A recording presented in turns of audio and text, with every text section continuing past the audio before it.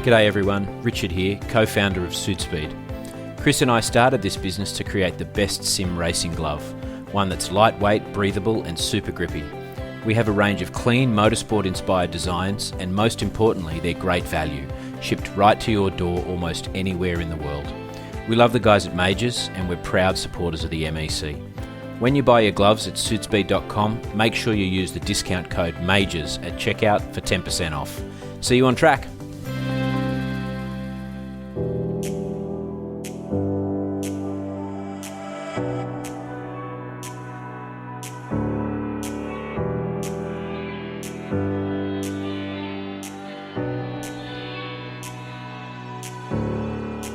Hello everybody and welcome to the March episode of Inside the Majors for 2026. No intro today, just straight into it for once, so there's less of me talking and we can cut straight to it. On today's podcast, we welcome back former champion and our newest 100 race member, Ross Banfield.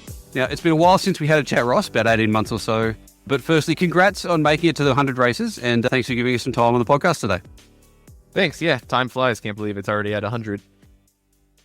Your first ever round with the Majors, if I remember correctly, was an historic IMSA race at Daytona, though the older Nissans and Audis, if I'm right.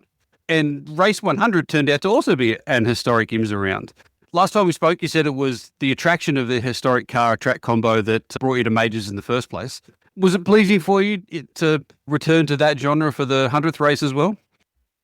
It's always nice to return to the roots. I haven't touched the cars in almost a decade. I think like 2018 was the last time I had touched them. So it was nice to just compare and contrast and see how I've grown as a driver since the last time I touched them. And also the tire model, like how much iRacing's tire model has improved in that time because they were still on an older model, I think from like 2021. So it was great just to compare and see like the strides that iRacing itself as a sim has taken. That has also helped me become a lot quicker just because it kind of matches more real world and allows you to push. Yeah, aside from the historics, looking back over 8 and a bit years of running in the Majors, do you remember what probably was your favourite car-track combo that you've done over that time? There's a couple of good ones. The Lotus 79's always got a soft spot for me. Long Beach was fun, and also when we did Silverstone Historic, that was a great one.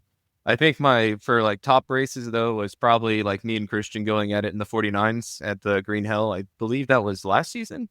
That was one of the closest races I ever had with someone where we were just like stuck together for an entire 2-hour stint on the Nürburgring, which is insane. Usually with the Nürburgring, you get separated pretty quick just because of the ebbs and flows of the track. It also probably sticks in your mind quite favourably given that you beat him that day as well, I would assume. Yeah, it would probably be down the order a little bit if I lost that one. In terms of performance, if you had to pick one of your 100 races where you'd say that you were racing at your best, and it doesn't necessarily have to be a win, can you remember one that would stand out as, yeah, that was the day that I was really on it? Ooh, probably the F1 races, like I'd say either the Red Bull Ring or the one where I clinched the championship with Dallas in 2023 with I think it was the W13. That one was a really tight race. There's a lot of like in the air, and I was hitting my marks perfectly. I even had some technical issues I was able to work through mid-race and still win. So I think with me like juggling all that was kind of like me on my A game to make sure that I held on to it and was able to pull away and win. To run through your Majors career to date and looking at it as a whole, obviously we're at 100 races now, 11 wins, 44 top fives, a pro championship, basically not missed a race since you joined us and certainly not more than 2 in a single season.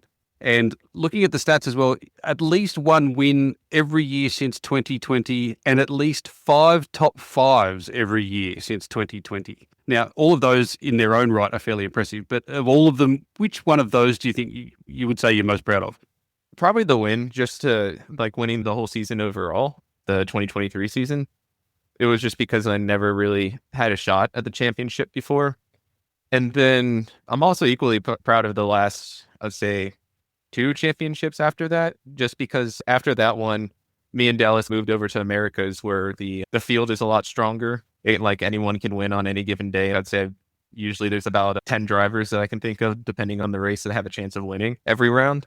So the fact that I'm still able to get like top 5s there is great and shows that I'm still a strong driver. But I was also really proud of just getting a championship, the thing that was sought after, especially after, I don't know if you remember, I think it was 2018 or 2019 with Joe Valverde, where I just missed out on it. So it felt good to finally secure one. Looking at last year, so 2025 specifically, 3 wins, and you certainly finished with a bang, winning the final race in the Super Formulas at Suzuka by about half an inch. How do you feel 2025 went for you, even though ultimately weren't actually in contention for the championship once we got to the last round? You know, I have mixed feelings about it because I believe I did the math. If we use the rules that we're using this year, we have 2 drop weeks that you can use anywhere. I think I actually had a shot at the championship. It was just because both my oval rounds were atrocious. And then on the road side, I think I won almost every single time we were on the road. It was the ovals that held me back that year. Looking back at it, I would say it was just, I wouldn't call it cursed, but every time we came to the oval, something happened. I always ended up either like way back in the pack or like a lap down. Like I think you remember last year, the Indy race where I was going down to the commit line and then the caution came out and it was too late for me. And then I got a like end of line penalty for that. It was just a lot of ups and downs, but mostly the downs were from poor luck, I would say. In fact, I remember that penalty very well because that was when we discovered you can't undo an end of line penalty, even if you remove the black flag as an admin. So, yeah, I certainly remember that one very well. Now, 2026 started with 2 oval races. Again, probably a little bit frustrating, similar to last year, where you were there or thereabouts on pace, but it didn't quite fall your way. Any thoughts after the second round of, oh, God, here we go again? No, I think I'm just having to come to terms. I think it's like the final stage of grief, which is just acceptance, where I actually have to practice ovals if I want to be competitive and have a running at the overall championship. Just because a lot of my competitors are super strong on ovals, like Christian, former Black Stripe. Dallas is also a former Coca-Cola racer there and builds sets for the pros. They're really strong on the ovals, and for it to be so weak with me, it doesn't really bode well because you basically need to finish top 5 every race if you want to stay in contention for the rest of the year. So I think personally for me, I got to do a lot more practice and just getting used to like the oval mechanics. It's a little different than the roadside. But round 3, back to the road, second place. And basically you put yourself right in the mix again on points in and around all of the usual contenders. But for the fact that Austin has had a bit of a worldie and jumped out to quite a massive lead over everybody to start this year. Can you still chase him down and you're still looking to challenge for title number 2 this year? Honestly, Austin's always been quick. I was actually surprised because I didn't realize until after the second round that he won both. And I was like, ooh, that's going to be rough to beat because you remember last year, Dowd was kind of unstoppable for the first half. So we'll see. I would say it's too early to call it now just because depending on the car track combo, he may have some more up his sleeve and he may get a few more wins. I am not feeling as strongly as I did last year about catching up just because I don't think there's as many road rounds this year. Or if there are, they're like GT focused or IMSA focused, and that's not really my forte. My forte tends to be open wheelers or like prototypes. It's more of a wait and see. If I can do good in the following over rounds and not have any more mess ups or mistakes, I think I can at least get a top 3, if not be in contention. But it's certainly never over till it's over, especially when one at C Challenger is around. If we look back over the majors since you started in 2018 with us, what have been some of the developments that you've really enjoyed that the series has brought on from when you started to where we're at now? I think just how it elevates you as a driver, because it's a big equalizer, I'd say. Because with most like officials and stuff, you have about a week or so to prep. And then in the major series, you can go 2 routes. You can practice nonstop and try to find every little 10th out of the set, or you can just become more consistent and quick as a driver to get those results. And then you can also stack that on top of knowing how to build a set. So just because we have to tinker with so many different car track combos, you start to learn just how to make a quick set. And in a short amount of time, the only exception to that would probably be the Indianapolis 500, because that's as I like to call it, the annual setup competition. But for everything else, it really, I say, can take you to the next level just because you're forced, if you want to actually win the race, to learn the car's quirks. And then you can carry that over to like other series. You mentioned setups there, particularly around the Indy 500 and on ovals. I think setup is quite often far more important on ovals because the margins are so much finer and setup makes a much bigger difference. What is your approach to setups? Do you do your own? Do you have a service that you like? Do you have an affiliation with somebody that helps you with those sorts of things? What's your approach to that area? It's a little bit of everything. I do some digging around in the forums just to see what's there. I'll check Garage 61 or VRS from time to time just to get a baseline to see, because if they ran recently and they didn't update the car or anything, then you kind of have a baseline of like where you should be for pace. And I'll just use that, and then I'll try and tweak to find more time from there. I usually try to find a decently fast set as a baseline. And then once I have something established or I understand the car's dynamics, usually I can just start from scratch. On the oval side, I almost never start from scratch, but on the road side, I definitely start from scratch because I tend to like to have the car a little aero loose, believe it or not. I just like to have a lot of rotation, and most sets tend to be on the safer side or the understeery side of that. So as a driver, I used to always burn the rear tires faster than the fronts. And when it comes to ovals, I can't go that route, because if you make a car aero loose, you end up just in the wall by, let's say, like mid-stint. It's more of just trying to find what actually works without killing speed. Outside of the majors, what are some of the other sim racing leagues that you've been a part of? I know that there's been quite a lot of stuff that you do and you're not really running a lot of officials anymore, but yeah, what are some of the other things that you've done outside of the majors over the years? Yeah, for the officials now, I tend to just pick one series. Like I believe last season or 2 seasons ago, I was the overall GT4 championship for fixed. And then the Lotus 79s, I just come back to from time to time just because the competition there is so stiff, but also it's a super open community. They give you a really great baseline to learn the car's quirks.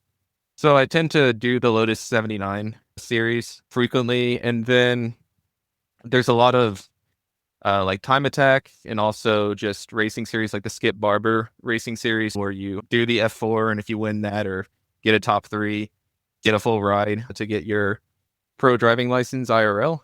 There's a couple of other esports to real life events that I'll do. So mainly I just focus on majors and like the Lotus 79 and maybe one car series every season. And then I'll, when those special events come around, then I'll actually start really no life in them to give it a shot.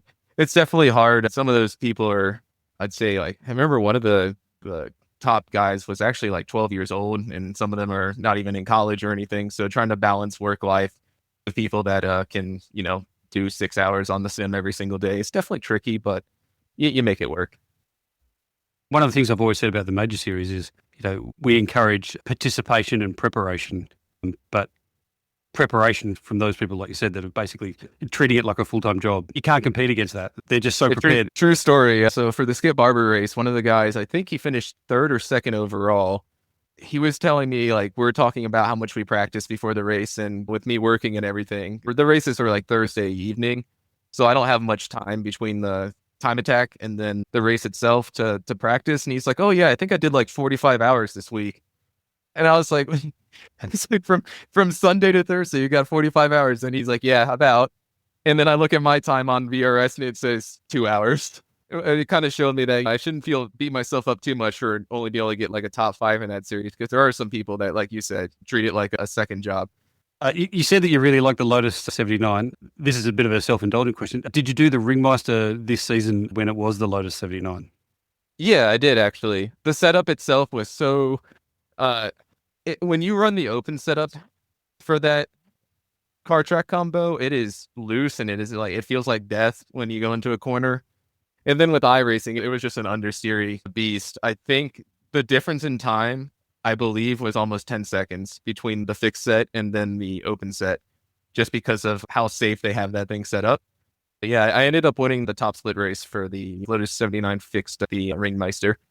Yeah, I gave it a crack a couple of times and I had great fun with it, but I've never had my rig shake so hard as when taking that thing through the carousel. It was insane.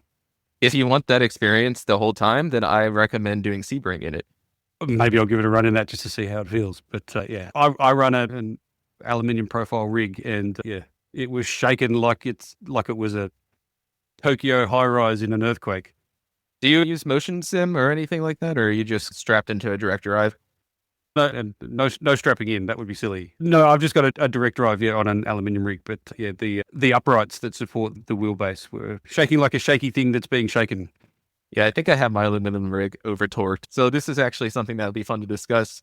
I'm curious to see, do you run higher force feedback or do you tend to run more light with the feedback settings? Typically, I'll tend to run a little heavier unless it's something like the old IndyCar when we did that last year at Sonoma. Because it has no power steering, I just found that super tough, and so I turned that one down. But I do tend to run with it up a little bit, but I'm not trying to get 25 Newton meters all the time out of it. But yeah, I tend to run a little on the higher side.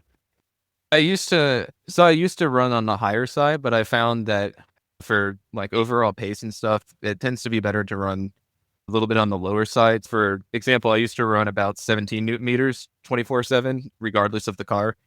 And if someone hit you and it hit it just right, the wheel would basically spin around and smack your hand hard enough to leave a bruise that you'd feel the next few days.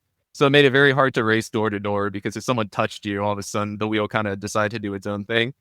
So I've cranked that way down. I'm now about, I'd say, 5 to 8 Newton meters, and it makes a huge difference and also gives you that confidence that you're not going to end up breaking a thumb or something if you do make a contact on an open wheeler or something like that. The wheel's not going to just shoot off, so you can actually hold your line still.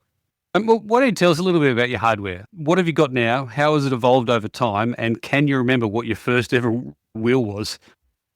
Oh, of course. The true classic that almost everyone starts out with, the Logitech G25. I didn't have the big boy money for the G29 at the time. I kept that thing all the way until I'd say about 2016. Then 2018, I went with the Thrustmaster T300 belt drive and some Fanatic pedals. I think they were the V3s, the load cells. Or no, CSL load cells. Yeah, that's right. And then I kept breaking those because I have a really strong braking foot. And so finally, where I'm sitting at now is I have Huysenvelds, the Sprints, no clutch pedal. I have to use buttons for starts, so sometimes I'm at a disadvantage with that.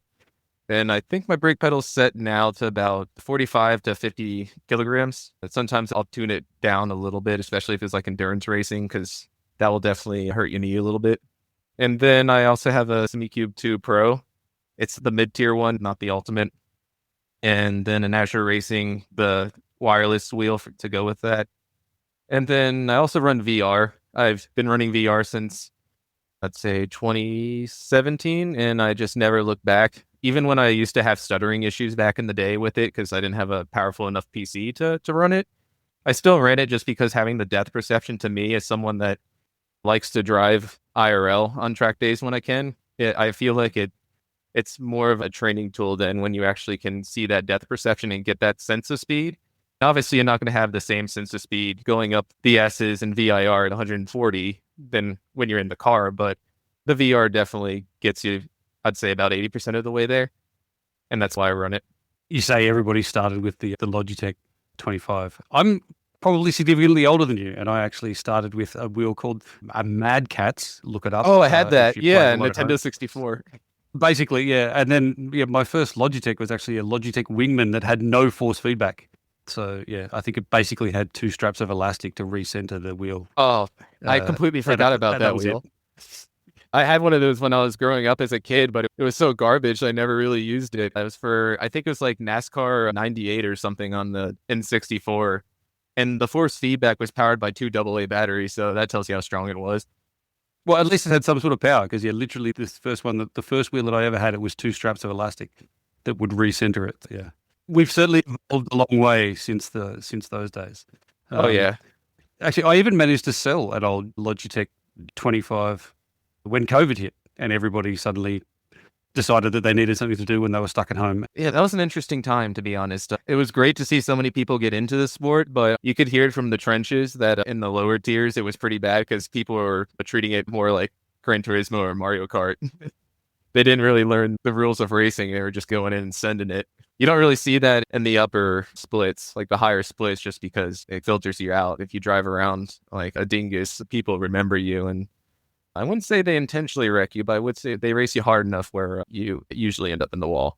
So it was just interesting seeing that come in, especially when we're doing competitions around then. There's a lot of people that were used to karting or something, and they would just absolutely send it into you turn one. You're like, this is a 30-minute race, and you're already going 5 wide into turn one at VIR. So this is going to be an interesting one. How did that extra time that we all got, or certainly that I got during COVID, change the way that you went about sim racing? I came to online sim racing because of COVID. I'd always done race against AI, do it yourself, time attack, rally type stuff. So COVID, having more time to set myself up and looking for things to do, is what brought me to online sim racing. You were obviously already in it and doing it and already very successful at it. So how did it change the way that you went sim racing, having all of that extra time and being stuck at home? Interestingly enough, I started trying to limit the amount of time I spent practicing. One, for realism's sake, just because you can't practice 24 hours on a real track before a race. And also just I was going for quality over quantity. So I guess long story short, shortly before COVID, I think I was like sub 2K I rating, and I was just trying to learn how to trail break and stuff. So I used to practice like almost 3 hours every day. I didn't really grow that much. And then when COVID hit, I was getting burnt out just from practicing and not going anywhere. And so I decided to change something, which was just how often I practiced and how I practiced. So I would only practice for 20 minutes at a time, but during that practice, I would dedicate everything to it and push as hard as I could. And it does hold true. If you're not crashing, you're not learning. So I spent most of my time crashing during the COVID years, and then finally things started to click, and I started to really understand the vehicle dynamics. And then that's when I started to end up in those qualifiers, like the pro qualifiers for Skip Barber. And because I think pre-COVID, when I was doing the time attacks, I was about 3 seconds off the top time. And then by COVID, I was only 0.2 off the top time in the same series. So yeah, definitely some big growth. And I think it could benefit a lot of people if they also took that approach. I remember talking to an 8K driver. We were just chatting in Discord, and I was like, yeah, so what's like your secret? And he was saying, I only practice like 20 minutes at a time. I was like, but you do 6-hour races and stuff. Like, why do you only practice 20 minutes at a time? You can work on consistency and stuff by doing everything else, but you need to establish that baseline. And that baseline is how hard can you push before you crash? And I find that 20 minutes tends to be like where I start losing focus. So I took his advice, and it really helped. You're doing things like the Skip Barber series and that with the aim to hopefully getting into real world racing, and that you've done some track days and things as well. So what are some of the things that you've driven on real racetracks, and what sort of tracks have you been on? I haven't been on any tracks since I moved to Colorado, and that was about 3 years ago. But when I was in Virginia, I did Summit Point and VIR. Those were my go-tos. And I had at the time, I sold the car to get a house for the down payment. I had a GT350 that I used to run, and that's when I discovered that power and like brakes isn't really everything. It's more about the weight, like the power to weight, and also just lightweight. Because if you drive that car like you're driving it in iRacing, like you would a GT4 or something, you'll overheat the tires by like lap 2. And you hit like a 206 at VIR, and then the next lap it turns into a 208, and then you're at like 211 because you're just sliding all over the place. And now I recently picked up a project car, and I'm hoping to start running it this summer. I picked up a old, I think it's a 1985 740 Volvo that was fully gutted, wide-bodied cage, and has a giant turbo on it and puts like 400 wheel horsepower down. The guy got so tired of breaking transmissions with it that he also took the dog box out of an 87 NASCAR and put it inside of that thing. So it is borderline undrivable until you get about up to 10 miles an hour. And then it actually makes enough power to move on its own. Yeah, I would love to race real life. It's just, as we all know, it's a very expensive hobby. And the current job I'm in right now pays the bills, but I don't think I'll be able to race and pay the bills full time. If people want to follow along with your efforts in the Skip Barber series, where should they go, and how can they keep an eye on what you're doing there? Oh, you can just watch I believe they still post on the iRacing official channel, right? Or is it GSRC? Whenever it comes around in, I believe, late April or in the fall, you can just watch it on YouTube. I just don't have time to really keep up with the channel or anything. So I just tell people you can just watch me in the broadcast. And you can see either if I get taken out lap 1 or if I'm able to secure like a top 3, top 5. Well, we might keep an eye out for that, and keep people updated in the Majors Discord. It's always good to see those people that we race with every round, doing things outside of the majors that are pretty cool and fun to watch. I know Dallas is having another run at getting back to pro for the NASCARs this year, and so keeping an eye on what he's doing is good fun. So I'll keep people posted in the Discord about where they can follow that once that gets up and running again this year. Bringing it back to majors just here as we finish off, because I'm mindful of not keeping you for too long, but currently with Team Udox, what other teams do you run with over the years, and what's your role in the team? When I started, just like everyone else, I was pretty much an independent. I think I ran independent for maybe 2 years, and then I went with this team. You might recognize them. They're still around.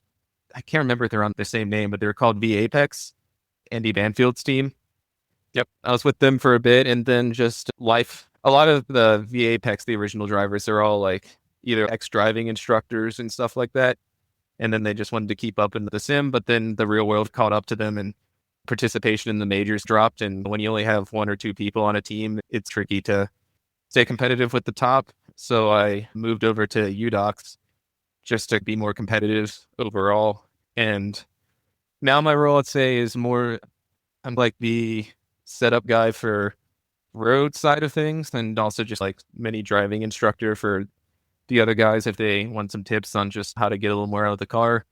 And then on the oval side, I depend on the rest of the team to establish a baseline. And I know Lynn and Travis, Joe, they all, and also Tim, they also run the IndyCar a lot. So they have a lot more insider knowledge on here's like how to get more speed out of it, or here's the way to get that extra 10th in qualifying.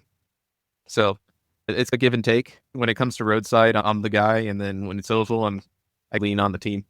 I'm sure some people are wondering, and we can put this to bed, Andy Banfield, any relation?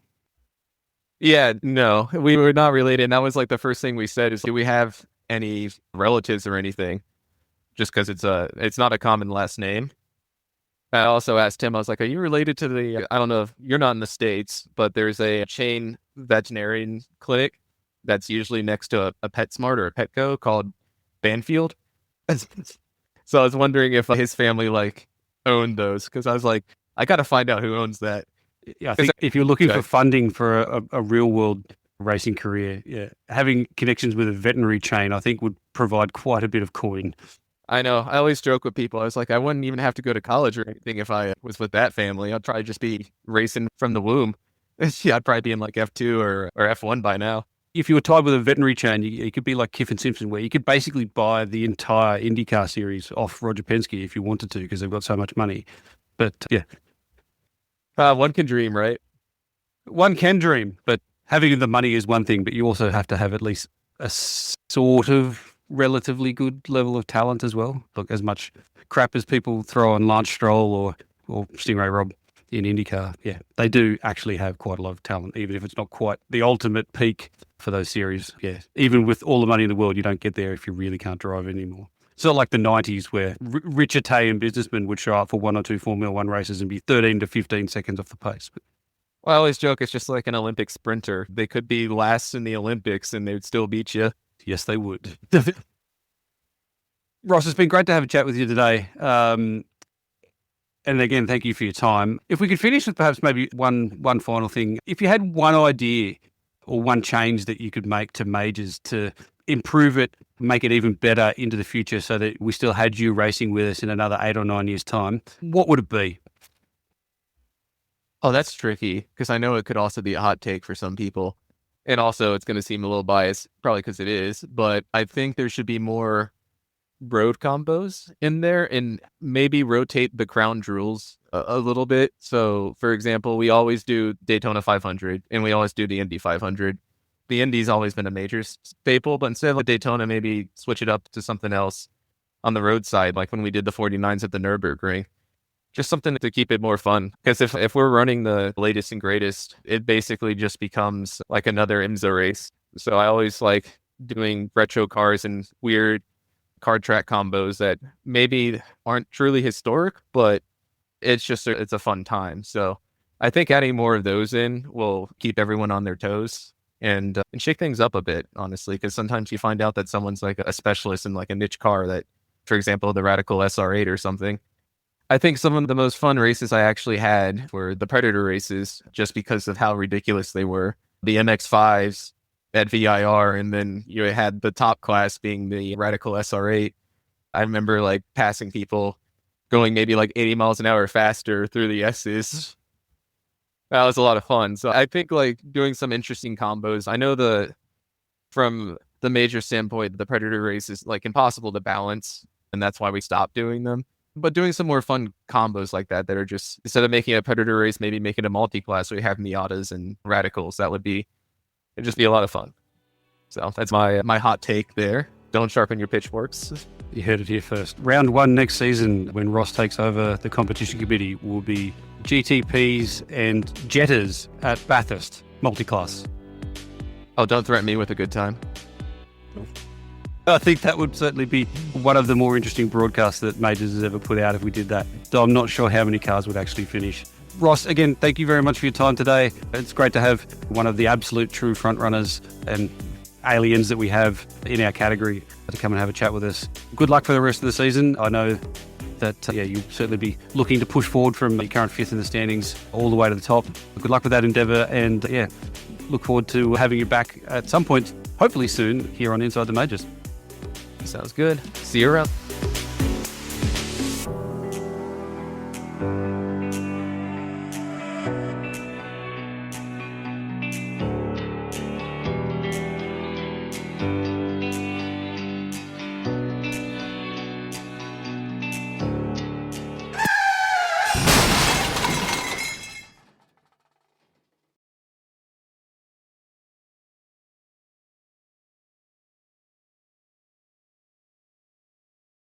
Especially like Fluke's pack.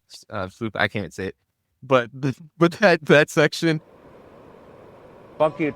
Try again tomorrow. Some days are fucked and cannot be unfucked.